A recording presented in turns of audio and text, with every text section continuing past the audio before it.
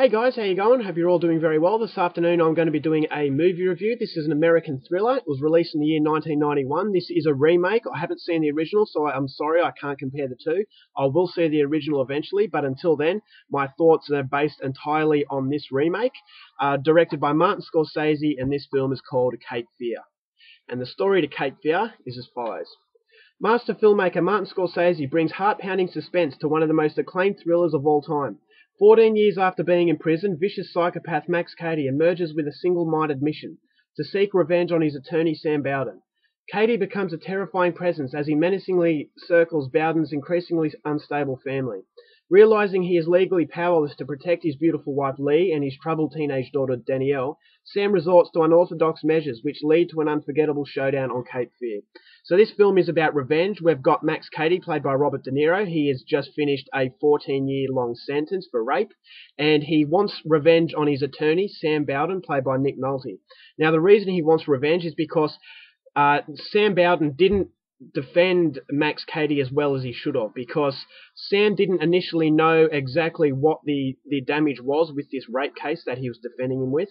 And when Sam saw the pictures of the aftermath of what Max Cady supposedly did, Sam Bowden was so horrified that he decided to shun the case, and he didn't stand up for Max as well as he should have. So he basically betrayed Max. Now, Max was illiterate at the time. He didn't know anything, and he was rather stupid. So Sam was hoping that he would never find out what he actually did to him, because if he did, then he didn't know what Max would be capable of. To Sam's horror, Max learned how to read during his stint in the jail. And this is where Max finds out that Sam should have defended him a lot better, and in fact, he shouldn't have got 14 years. So he has a massive vendetta against Sam. So when he gets out of prison, Max remembers full well who Sam Bowden is, because, you know, he's had it on his mind ever since. So he comes and he introduces himself to Sam Bowden, and initially Sam doesn't recognize who he is. But when he finds out who he is, he has a knot in his stomach. He is terrified. He hopes that he doesn't know exactly what's happened, but he fear deep down that he does. And his fear deep down is true. He, in fact, realizes what's happened, and he is there for revenge. So to start with, it's just simple, stalking, but he never breaks the law, Max Cady. So although Sam is reporting him to the police can't do anything because, this guy is very smart. But as the movie progresses, the stalking methods get more and more intense.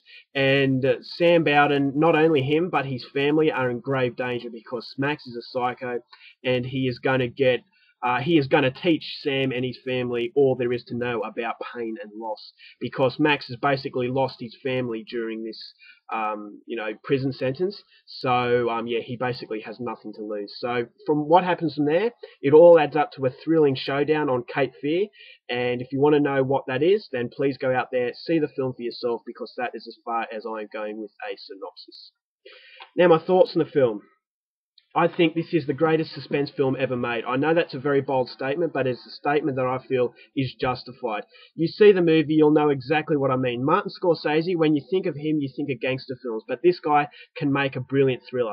Shutter Island is one of his more recent films. I felt that was a good movie, but it comes nowhere near this one. This is Martin Scorsese's masterpiece. I feel that this is a flawless film, and this is a brilliant exercise in the subgenre of suspenseful films. Now, what I loved about the movie, it's not just a stalker film. It is a film with a lot of depth, because it paints the family, who are supposed to be the good guys, in a very real way. Nothing is ever black and white in the film, and although they're on the good guy side, they're the ones being stalked, you get enough depth into the family. It's a very dysfunctional family, and it's a family that's been brought apart by evil doings amongst themselves. So when the bad stuff starts happening with Max and the family, you know that the family don't deserve this, but you know that the family aren't totally innocent. So it paints them as a bad person as well, which really gives you a very strange and unique feeling that you don't get in movies these days. Everything is black and white. The bad guy is the bad guy, the good guy is the good guy. Good guys can't do anything wrong, and the bad guys can't do anything right. But this movie is completely different, because Nick Nolte's character, he was unfaithful in his marriage with Jessica Lange's character.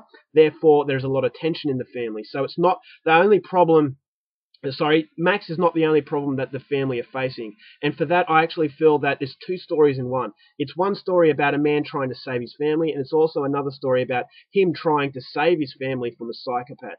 And although the psychopath has his motives, you don't condone it, but you can understand why he's so angry. So you kind of get a level of sympathy for the the bad guy as well, because Sam should have defended him a lot better than he actually did.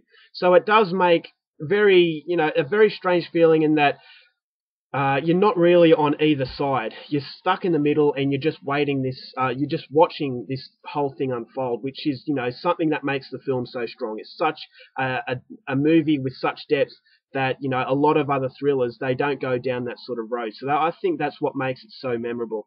The acting, Robert De Niro's portrayal as Max Cady, I feel is one of the best villains in movie history. I know, once again, that's another very bold statement, but see the film and you'll know what I mean. Straight from the start, you know that this guy's evil.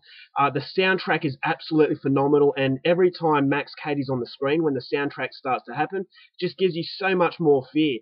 And so it's so much more than just a visual film. You'll use your ears a lot, and the ears play a big part in it as well, as I said, with the soundtrack. The acting from the supporting cast, they're really just a background because Max Cady steals the show. Nick Nolte did a good job. He was a sleazy character, but it was a character that was put into a very uneasy circumstance with this guy. But as I said, his character is probably the most interesting in that he kind of brings this upon himself, but no one deserves what is actually happening to him. Jessica Lange, I feel she was the weakest part of the film. I thought her character was very self-centered, but she was very real. She had her problems as well, but I just really didn't connect to her as much as I probably would have liked to. Juliette Lewis plays the young daughter Danielle. I feel that some of the most disturbing scenes take place between Max Cady taking advantage of Danielle's innocence. And if you see the movie, it's some of the most cringeworthy stuff you'll ever see. You know the intentions of Max Cady, and you know that he is playing along Danielle, and Danielle's innocence is basically what's playing against her, and Max is taking full advantage of that. So Max is really getting to the family, and you know that it's going to end badly, but because he's so smart, he's staying away from the law, and the law can't touch him, so that makes him even more scary. Cinematography, absolutely breathtaking. Once again, Martin Scorsese has created a gem in this. As far as technical value is concerned, this is a flawless film. It's a movie that everybody should go and watch. Suspense-wise, this is absolutely masterclass. This is the first movie that really got me into suspense. I will give you one scene. I'm not going to give anything away. I'll just say one thing, and you'll know exactly what I mean. If you've seen the film, you'll know what I mean, and if you haven't seen the film, wait for this scene. It involves a teddy bear. I think that is the greatest scene of suspense I've ever come across. It's the scene that has made me the most uncomfortable. I was on the edge of my seat. I had no idea what was happening, but I knew deep down that something bad was going to happen. So you're waiting and waiting and waiting, and Martin Scorsese really plays with you in that scene. I actually feel that it is, as far as suspenseful scenes are concerned, that is the best scene in cinematic history. I know, once again, it's a big call. I'm doing a lot of big calls with this film, but trust me, it is all justified. So it's absolutely brilliant.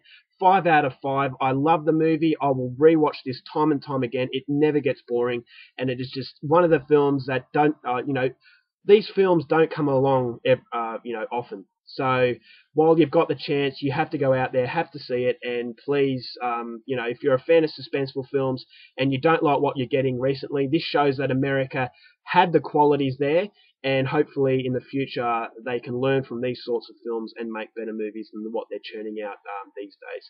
So that's my review of Cape Fear. 5 out of 5, absolutely brilliant. It's Martin Scorsese's masterpiece, and it's a film that I am saying go out there and see right now.